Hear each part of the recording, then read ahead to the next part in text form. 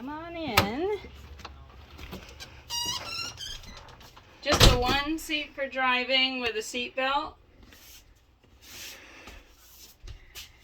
Here we have fold-out tables with storage underneath that also latch to the shelves so that they're not flopping around while you're driving.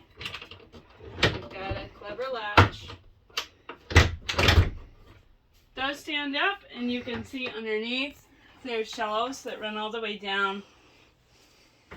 It's a good workspace and eating space. We don't have our water tank filled right now, but this sink is functional and has a gray water holding tank underneath. It heats with propane, and the propane is mounted on the back of the bus on a rack that you'll see.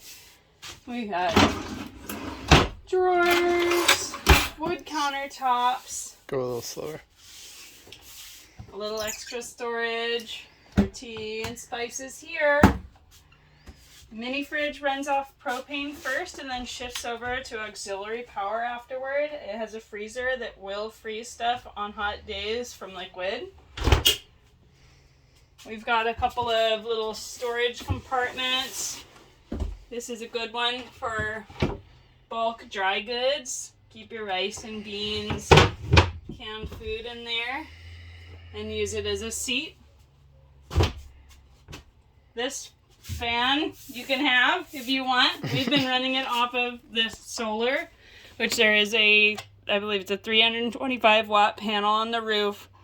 Right now, as it is, the solar is basically good for charging your devices, running a fan, maybe one other small electric. You can run any small appliances off of that.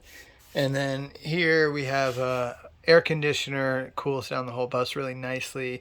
That runs off of shore power. If you're at an RV site or parked outside of your home or someone's home, you can plug in the shore power to run that. There's also LED lights throughout the bus that run off of the bus's batteries, and the controls are on these panels up here.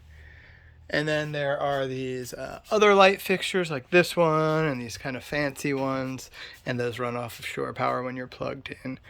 The previous owner made these really clever window shades. They were in Arizona where it's really hot, so in between these layers is a Mylar layer that blocks out sun and is really nice for temperature control. And she made these very clever designs where you can very easily go from privacy to semi-privacy to taking the whole thing off.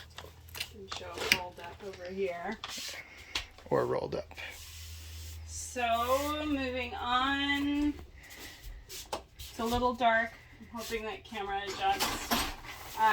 We have the head. Here's a shower. Also, just fill up the tanks. You can do that with a garden hose pretty much anywhere or even at a gas station. And there's a heater. This is some storage for your shower supplies. And there's an excellent composting toilet. It's called a Nature's Head, and it is the best composting toilet that I have found and used. No smell. Amazing. And you use cocoa coir or sawdust. Here's the bedroom. This is going to be a little hard to show on the camera, but they made a really clever design that works well, where under these two mattresses you have a bed frame, and it is on slides, almost like a drawer would be. And we can't pull it all the way out. We can send you maybe a separate picture or something like that. We won't fit back here if we do. But you pull that out and these two mattresses lay perfectly against each other and you have a whole queen. And I found that if you have a queen sheet and you put them together, there's no you don't feel like you're sinking through a crack or anything. And the mattresses are light and you can drive with the bed fully extended. You don't have to put it away if you're going to be using it regularly. And then here's the rear door, the rear platform. This video is getting a bit long, so maybe we'll make you another one and can show you the racks, but we'll start with this video.